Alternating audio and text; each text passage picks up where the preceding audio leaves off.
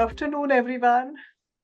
A very, very warm welcome to all of you on behalf of FPAIndia, Family Planning Association of India, for this fifth edition of our webinar in the part of our Spotlight Series Season 2, and the third webinar in the three-part series on infertility management, essentials of infertility. This topic would be incomplete unless we also touched upon certain unexplained aspects of infertility, and when there is no particular cause that can be assigned to the male or the female partner, and then when other important options such as surrogacy or adoption are the only alternative. Sometimes people question why a family planning priority organization is talking about infertility or even parenting, adoption, surrogacy.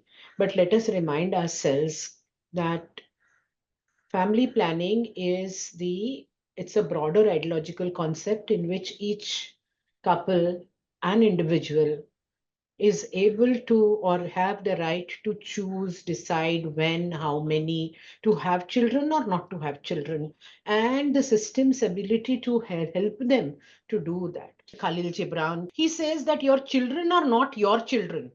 They are the sons and the daughters of life's longing for itself.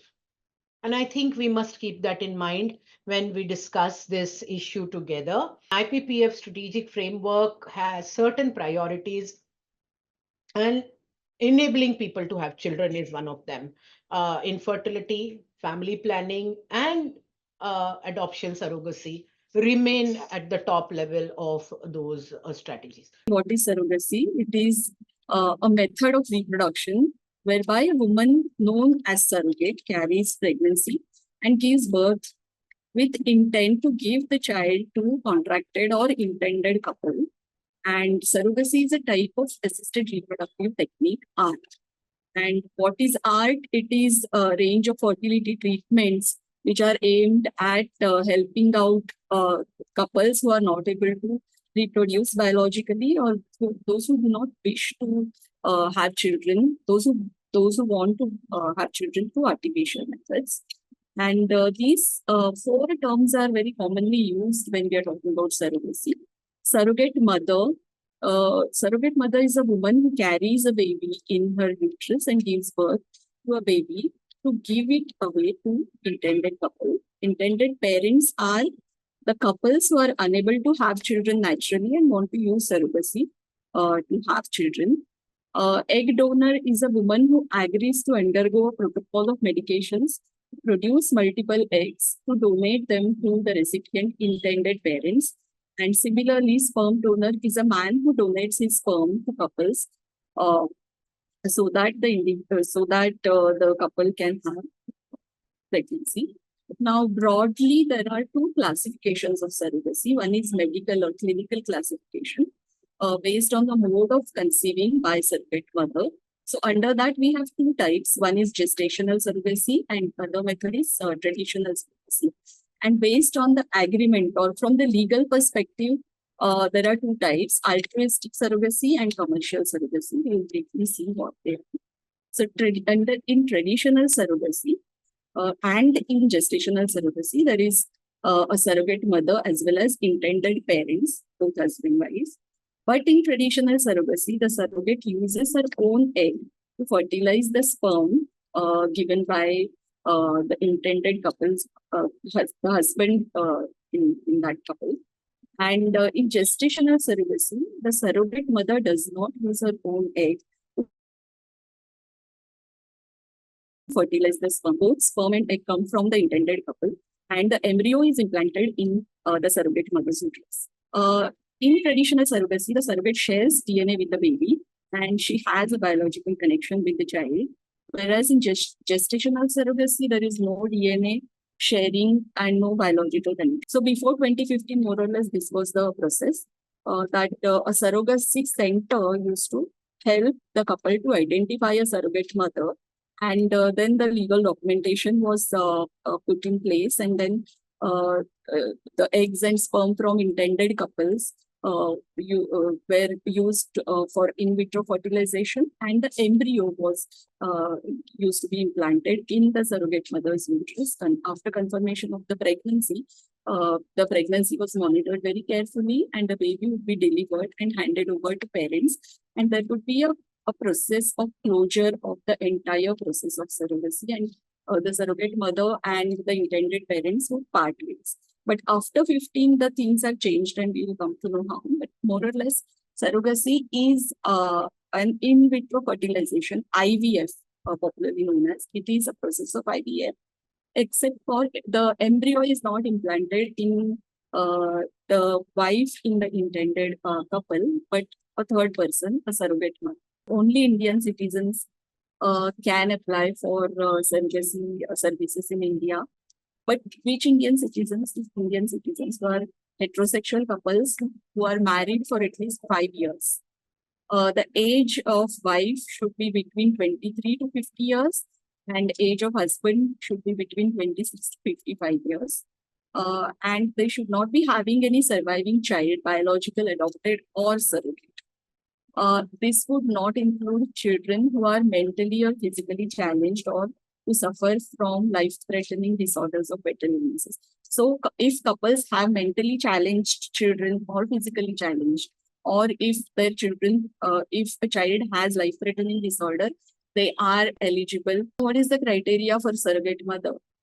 Surrogate mother needs to be a close relative of intending couple. They have not specified what do they mean by close relative. The surrogate mother needs to be a married woman having her own child. Her age should be between 25 to 35 years. A surrogate, she should be a surrogate only once in her lifetime, and she should have a medical and psychological fitness certificate.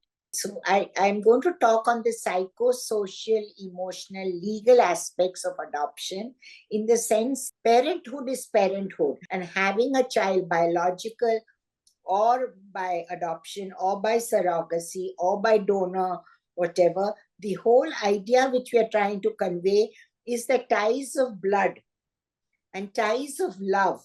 You cannot compare in terms of superiority or inferiority. They are really, the joy of parenthood is equal when it comes to the way parenting process happened.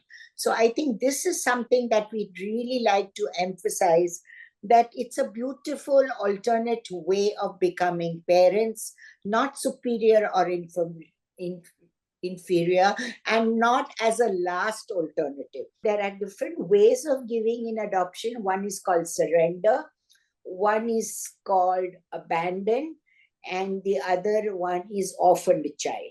So these orphaned, abandoned, and surrendered children are the way they come into the fold of adoption. They come into the fold of adoption when a mother knows where to give in a hospital setting, or knows some doctor who's willing to appraise. There are adoption organizations which are approved by the central government, and it's called Central Adoption Resource Authority. So they are recognized as specialized adoption agencies, and these agencies are permitted to do the process of adoption, and only the licensed organizations can do this process of surrender. It's on a stamp paper, its signature is witnessed by people, and the birth mother or the biological mother is also accompanied by someone. Then you have abandon, where a mother is emotionally so grief-stricken and not able to excuse me, find a resource from where she can find how to give up the child. They leave them abandoned and unaccompanied by people, and a child is lost and found by the police or recommended to them for it. So these are children who come to childcare organizations or childcare institutions in the adoption process, and then there is a 4-month waiting period where you do the tracing of the parents, and if you're able to find them. The birth mother also has a 60-day reconsideration period in case she wants to reconsider her document of surrender and giving up the child. And the third category is orphan children, where some biological relative comes and says the parents are dead with a death certificate, and that child is legally free for adoption. So this is the context in which adoption happens. The legal situation at the moment is that there is an adoption law under Juvenile Justice Act. We have a section on adoption where children are adopted through the Juvenile Justice Act. There's a Hindu adoption law, which is a personal law of Hindus who can adopt a child if they are being given through a family or a relative. So that's called a relative adoption. And there is a Guardians and Wards Act where Muslims do not adopt under their personal laws, then they can take a child in guardianship. But currently, the single adoption law is the Juvenile Justice Act, Care and Protection Act. So the psychosocial emotional counseling, helping the society to be more open to adoption, is something that we are looking at. And here, when we are talking of human rights, we also talk of, most importantly, human rights are also child rights, that the child has a right to a family, right to be brought up in a nurturing family home, and it's the responsibility of the adults in the community to provide this kind of nurturance and family environment for the child. So when we talk of adoption, we look at not only the legal and procedural aspects, most important is the counseling. Some of the children that we work with in adoption also require what is called trauma counseling, to know that if their parents gave them up, doesn't mean that there'll be a rejection or separation from their adoptive parents. So permanency of adoption and the security for a child for lifetime are things that we are concerned with, and we talk to the parents about that. I am a single parent by choice. I made the decision when I was 33, 34. Ideas of patriarchal institutions by heteronormative, norms about what is this perfect family. And so when somebody like me who understands all these issues and works on these issues, then chooses to embark on a personal journey. And I did this when I was about 33 or, just about 33, when I made the decision. I encountered all of this. Every moment, it was also a journey around autonomy, around consent, around decisional autonomy, around gender, class, caste. Because, for example, my daughter Ahana, who's 18, she in fact was surrendered. And it was a young, unwed girl, who obviously was in a relationship, got pregnant for some reason, could not have an abortion for whatever reason, ended up going through the pregnancy, had the birth in the Sassoon hospital, and the next day surrendered, Ahana. And that's how she was available also very early on for adoption. But, again, the irony of here, me, a single woman with my, of course, class and privilege, been able to make the decision to go and say, yes, I will be a single parent. We have not faced so much of the adoption stigma. You look at the abortion adoption statistics of children available for adoption, and already Dr. Nilima has spoken about how few children there are in the first place in institutions, but majority will be girl children or children with disabilities. Whole analysis of how a disproportionate number of children who still remain in institutions are children with disabilities. They're simply not getting adopted. What happens is, I, being a practicing gynecologist, many times when we see infertile couples, as she said, adoption is the last option which we give, and which is not absolutely right at all. But what happens is, because there are so many techniques, so many things to do, that you start with IUI, then you start with IVF, 1 cycle IVF, 2 cycle IVF, 3 cycle IVF, then you must try surrogacy. So it goes on and on and on. So a point comes when you are also, you have reached a dead end, and then you say adoption. But I think maybe at some time we should consider adoption. And I have seen couples where I have advised them to go for adoption, and they come back very happy.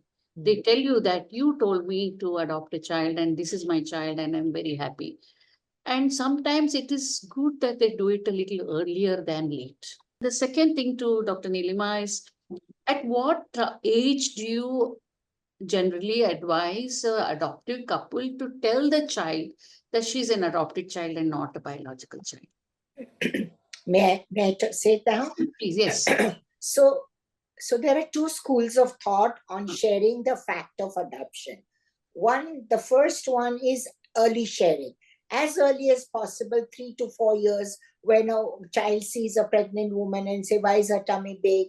And why is this? So they say as soon as 3 to 4 or 5 before going to school, and use the word so familiarly with the child that just the way you use the nose and the eyes and thing, you use the word, we were so happy the day we adopted you. So there is a familiarity of the term, and there's no stigma attached to this is a secret and we can't tell anyone. So before that process begins to happen in the child's mind, it's called early sharing. There's another one which is called late sharing, like by 12, 14, 15, where they believe that the cognitive understanding of the information happens only after emotional maturity, because the emotional maturity of the child provides for the child to be cognitively ready for sharing. We found that early sharing has been better than late sharing. I personally, this is my personal view, that everybody should have access to surrogacy without exploitation of the surrogate mother. I think with her security, safety, and without any pressure on her. Pregnancy is not a matter of just women, I would say. The biological needs of men to have their own children are being fulfilled through women. Women are bearing burden. If it is a natural pregnancy, we are not really thinking about compensation or anything. Where are men in this discussion?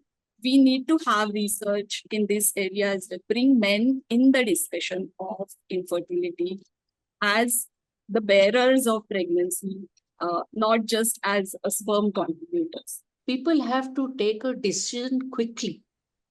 When they go through this infertility treatment, it's not for 10 years that they go through infertility treatment.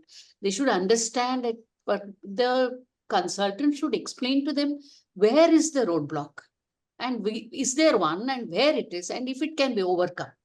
Otherwise, they should resort to an adoption or a surrogate, whatever way they find, rather than trying to go for adoption at the age of 40. Yeah. And it becomes difficult for everybody. This whole series is also binding itself around the FPAIndia strategic plan and also the priorities that we have chosen for ourselves. Infertility being one of them, because it is often not addressed at our clinic. We have basic clinics. We don't have really genetically approved clinics which are approved for genetic work and whatever. We have spoken about what can be done in FPI clinics in past 2 episodes, and in this one, the takeaway for me is that we must definitely include discussion about early adoption. We must, FPAIndia, all branches must partner, identify the adoption institute centers in their area. They must have friendships with them. They must refer couples to such adoption centers and see that they help them to have proper paperwork, to have them help them in their journey to adopt quickly and early, to bust the myths. We are well known for busting myths. I think all of us are saying here we need to bust the myth that you between the biology and giving you life and giving you birth. Definitely, I think FPAIndia's clinics, counselors, field workers, staff, doctors, nurses have this ability to help the couples to make that transition from a biological children's quest to an adoptive parents' quest. I think that stigma, however slight that is, around adoption must be busted. And we are the right organization to do that. We must, all of us, learn from this webinar and chart out a path for ourselves, for people who are struggling with infertility, to help them to adopt. I think we are the ones who can do it really well with partnerships and on ground presence.